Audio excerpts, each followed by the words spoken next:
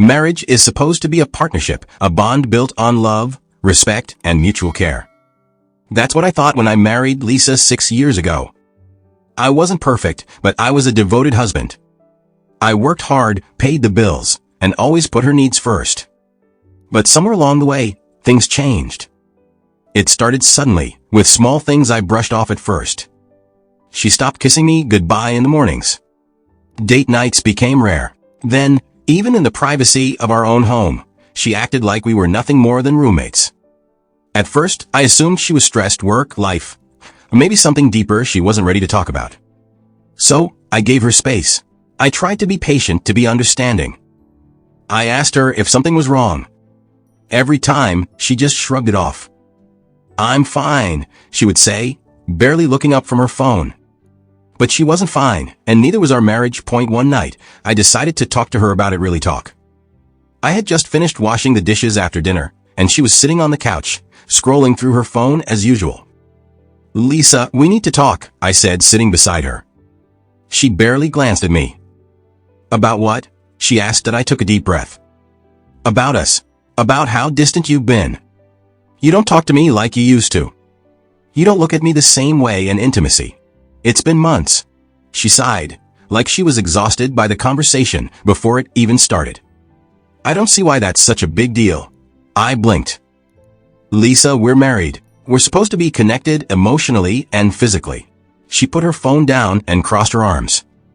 "I don't have to be intimate with you just because we're married." Her words hit me like a brick wall.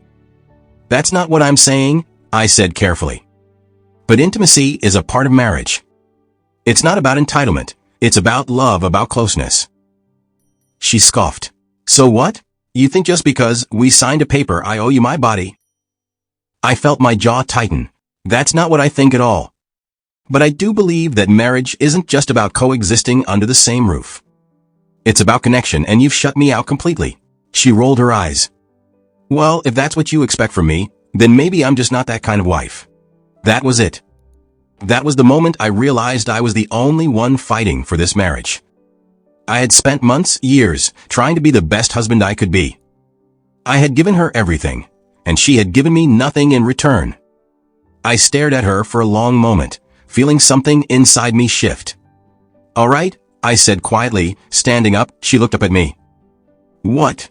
I grabbed my jacket from the chair. "I hear you loud and clear." For the first time in a long time, I felt nothing, no anger, no heartbreak, just clarity. She frowned. "Where are you going?" I looked at her, really looked at her, the woman I had loved, the woman I had built a life with, and all I saw was someone who had stopped loving me a long time ago. "I'm leaving," I said simply. Her eyes widened. "You're overreacting." I shook my head. "No, I've just finally had enough." She scoffed, but there was a flicker of something in her eyes, something she hadn't expected. She had assumed I'd always stay, no matter how she treated me. But I wasn't staying. I walked out the door that night without looking back, and I stayed at a hotel for a while, just trying to clear my head. A part of me expected her to call, to apologize, to fight for us. She didn't. Instead, a week later, she sent me a text. "Are you really leaving over this?" Grow up. That was all I needed to know. I filed for divorce the next day at AT1st. She didn't take it seriously. She thought I'd come crawling back. But when the papers arrived, reality hit her. She called me then, begging, crying, promising to change. But it was too late. Love isn't just words, it's actions.